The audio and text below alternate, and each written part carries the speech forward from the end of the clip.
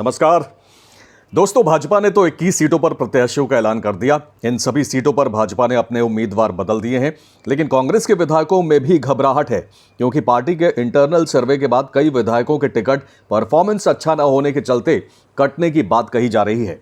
खुद टीएस बाबा ने यह बयान दिया है। इस पर आगे बात करेंगे। पहले पार्टी के वीडियो को आगे बढ़ाते हुए जल्दी से बाकी 12 सीटों का इतिहास देख लेते हैं।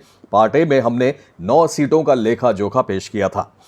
छत्तीसगढ़ के महासमुंद जिले की सरायपाली एससी सीट में हर 5 साल पर पार्टी बदलती रही है।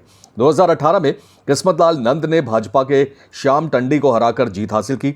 2013 में बीजेपी के रामलाल चौहान जीते। 2008 में कांग्रेस के डॉक्टर हर्षवर्धन भारद्वाज ने जीत हासिल की, जबकि 2003 में बीजेपी के त्रिलोचन पटेल को जीत मिली।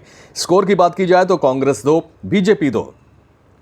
दुर्गा माता मंदिर के लिए विख्यात महासमुंद जिले की खल्लारी से इस बार भाजपा अलका चंद्राकर को मैदान में उतारने जा रही है। 2018 की बात करें तो इस सीट से कांग्रेस के द्वारकाधीश यादव ने लंबे मार्जिन से भाजपा की मोनिका दिलीप साहू को हराया था। 2013 में भाजपा के चुन्नीलाल साहू ने जीत हासिल की थी, जबकि 2008 में कांग्रेस के परेश पगबहरा जीते थे। 2003 में बीजेपी के प्रीतम सिंह दीवान को जीत हासिल हुई थी। यानी इस सीट पर भी कांग्रेस बीजेपी के उम्मीदवार हर 5 साल पर बदलते रहे हैं। स्कोर की बात की जाए तो कांग्रेस 2, बीजेपी 2। अभनपुर सीट से इस बार बीजेपी के टिकट पर 2 बार के सरपंच इंद्र कुमार साहू ताल ठोकने जा रहे हैं।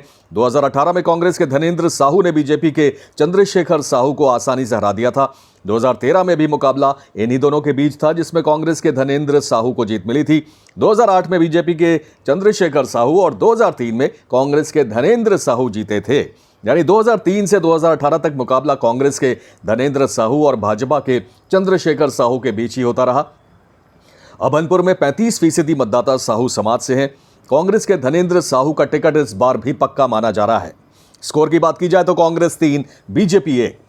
पर्यटन के लिहाज से मशहूर राजिम सीट पर भी हर 5 साल पर पार्टी बदली है। इस बार भाजपा ने जिला पंचायत सदस्य रोहित साहू को मैदान में उतारने का ऐलान किया है, जो 2021 में ही जनता कांग्रेस छोड़कर भाजपा में शामिल हुए हैं।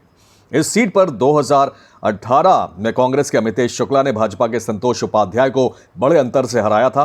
2013 में भी मुकाबला इन्हीं दोनों के बीच था, जिसमें जीत बीजेपी के संतोष उपाध्याय को मिली, जबकि 2008 में कांग्रेस के अमितेश शुक्ला ने बीजेपी के संतोष उपाध्याय को मात दी। 2003 में बीजेपी के चंदूलाल साहू ने कांग्रेस के अमितेश शुक्ला को हराया था। यानी अमितेश शुक्ला लगातार इस सीट से कांग्रेस के प्रत्याशी रहे हैं। इस बार भी कांग्रेस के प्रत्याशी अमितेश शुक्ला के ही होने की पूरी उम्मीद है। स्कोर की बात की जाए तो Congress 2, BJP 2। Sihawa ST seat से भाजपा 2013 के बाद फिर एक बार श्रवण मरकाम पर दांव खेलने जा रही है। 2018 में कांग्रेस के लक्ष्मी ध्रुव ने बीजेपी के उम्मीदवार पिंकी शिवराज शाह को बड़े अंतर से हराया था। 2013 में भाजपा के श्रवण मरकाम ने कांग्रेस की अंबिका मरकाम को हराया, जबकि 2008 में कांग्रेस के टिकट पर अंबिका मरकाम ने भाजपा की पिंकी शिवराज शाह को हराया था। 2003 में बाजी बीजेपी की पिंकी शिवराज शाह ने मारी थी। स्कोर की बात की जाए तो Congress 2, BJP 2। Daundi Lohara ST seat से देवलाल हलवा ठाकुर भाजपा प्रत्याशी होंगे। 2018 में कांग्रेस की अनिला भेंदिया ने बीजेपी के लाल महेंद्र सिंह को 33,103 मतों के अंतर से हराया था। 2013 में भी अनिला भेंदिया ने कांग्रेस के टिकट पर जीत हासिल की थी, जबकि 2008 में नीलिमा सिंह और 2003 में लाल महेंद्र सिंह भाजपा के टिकट पर जीते थे। यानी score Congress 2, BJP 2। VIP seat Patan में इस बार बीजेपी मुख्यमंत्री भूपेश बघेल के खिलाफ विजय बघेल को उतारने जा रही है। हालांकि अभी कांग्रेस ने अपना प्रत्याशी घोषित नहीं किया है, लेकिन पूरी उम्मीद है कि भूपेश बघेल अपने गढ़ से चुनाव मैदान में होंगे। 2018 में भूपेश बघेल ने भाजपा के मोतीलाल साहू को बड़े अंतर से हराया था। हालांकि मोतीलाल साहू को भी करीब 35% वोट मिले थे। इस सीट पर भूपेश बघेल का दबदबा रहा है। 2003, 2013, 2018 में भूपेश बघेल कांग्रेस के टिकट पर यहां से जीते, जबकि 2008 में विजय बघेल ने भाजपा के टिकट पर भूपेश बघेल को पटखनी दी थी। यही नहीं, 2019 में दुर्ग से लोकसभा चुनाव में विजय बघेल ने करीब 4 लाख वोटों के अंतर से चुनाव जीता था। इसे देखते हुए ही भाजपा ने 2008 का प्रदर्शन दोहराने की उम्मीद के साथ दुर्ग के सांसद विजय बघेल को मैदान में उतारा है। स्कोर की बात की जाए तो कांग्रेस 3, बीजेपी 1। राजनांदगांव जिले की खैरागढ़ सीट से भाजपा इस बार विक्रांत सिंह को उतारने जा रही है। 2018 में खैरागढ़ विधानसभा सीट पर अजीत जोगी की पार्टी जनता कांग्रेस छत्तीसगढ़ ने उलटफेर करते हुए कांग्रेस और बीजेपी दोनों को हरा दिया था। देवव्रत सिंह ने बेहद कांटेदार मुकाबले में बीजेपी के कोमल जंघेल को महज 870 मतों के अंतर से हराया था। कांग्रेस के गिरवर जंघेल तीसरे स्थान पर रहे थे। 2013 में इस सीट से कांग्रेस टिकट पर गिरिवर जंघेल और 2008 में बीजेपी की कोमल जंघेल चुनाव जीते, जबकि 2003 में कांग्रेस के देवव्रत सिंह ने जीत हासिल की। स्कोर की बात की जाए तो कांग्रेस 2, बीजेपी 1। खुज्जी सीट से गीता घासी साहू बीजेपी के उम्मीदवार होंगी। 2018 में कांग्रेस के छन्नी चंद साहू ने बीजेपी के हिरेंद्र कुमार साहू को आसान मुकाबले में हरा दिया था। 2013 और 2008 में कांग्रेस के भोलाराम साहू ने जीत हासिल की, जबकि 2003 में बीजेपी के राजेंद्र भाटिया ने कांग्रेस के भोलाराम साहू को हराया था। स्कोर की बात की जाए तो कांग्रेस 3, बीजेपी 1।